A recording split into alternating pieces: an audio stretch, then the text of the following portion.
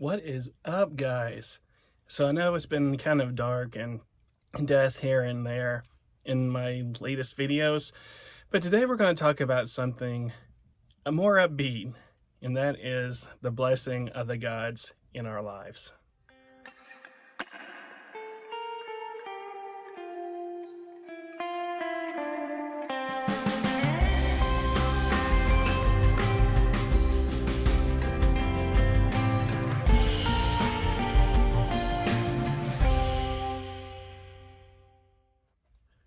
So there have been times in my life when I can say that it was definitely a hand that the gods had over me that helped me when I needed it.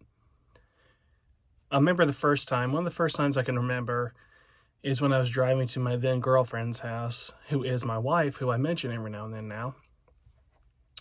I was driving to her house when I noticed, for the holidays, when I noticed that I looked down in my car and everything, the gauges and all that stuff on my car, they light up.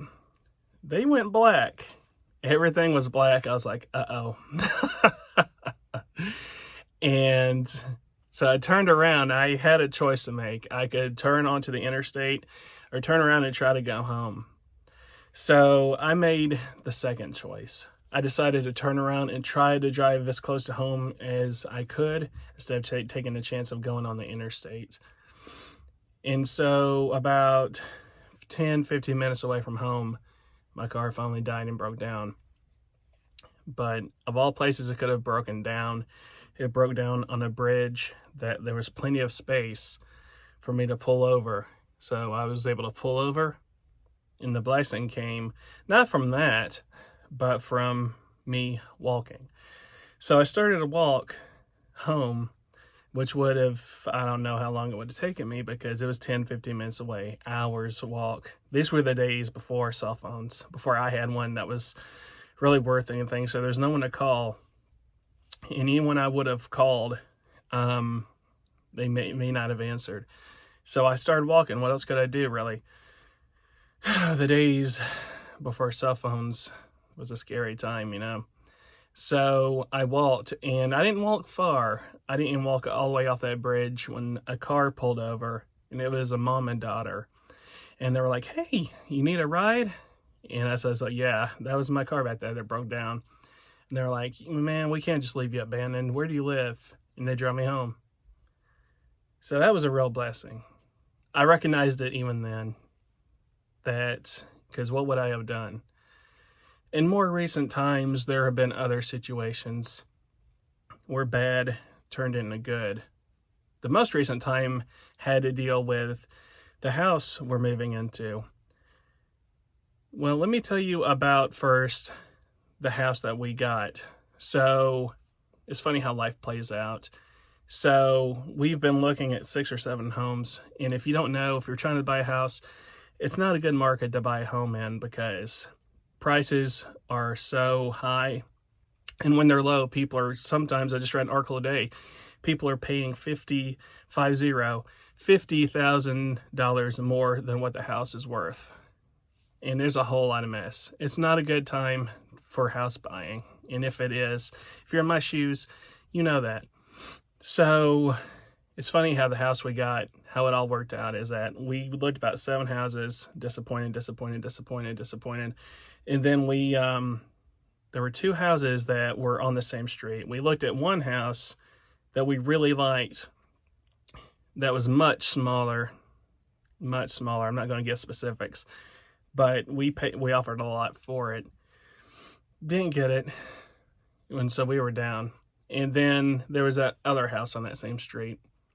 I didn't want to look at that house because the pictures had stuff. There was stuff in the pictures. You usually got clean houses, and they didn't look that great. But we were like, yeah, might as well.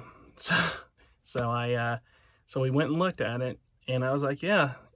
And it was bigger than that other house, and it was nicer than what the pictures made it out to be. So we put an offer in. Didn't really think anything of it. I didn't, because we've been through like 7, 8 houses. So another turn down was around the corner, And all of a sudden, we put an offer in, and we got it.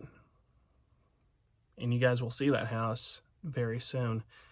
It's just funny that we put, and on top of that, we put in for $10,000 less than the asking price, and we got it. So we paid $10,000 less for it, and for a bigger home, way bigger than that other one that we really liked. So for a lesser price and for more space, we found our home. So a blessing right there. And then another one, before I fill up this video with all these blessings in my life, just thanking the gods for, by the way. All this is to say that the gods do bless people. So, last story is that we were going to put our earnest money down on this new home. Real estate talk, earnest money is money you have to put down on homes to say that you're serious about buying this house. So we were putting our money down at the banker on this house.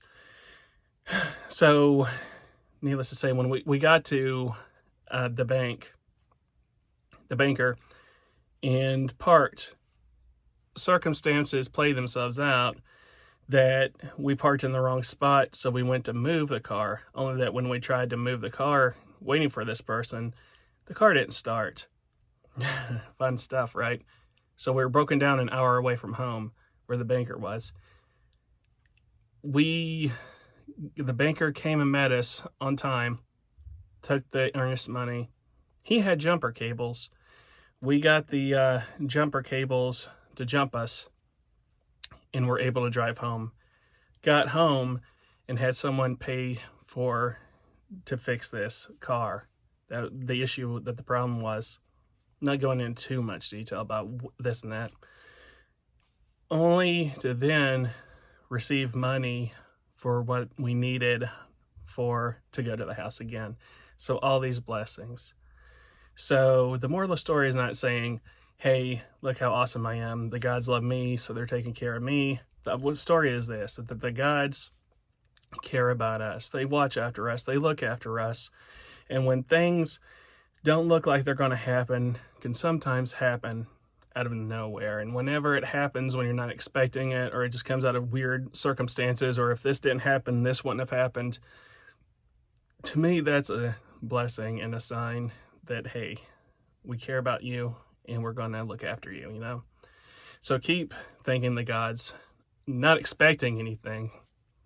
Don't expect anything, but just thank them for life and for all the blessings that is life. Anyway, guys, I'll talk to you later. Bye.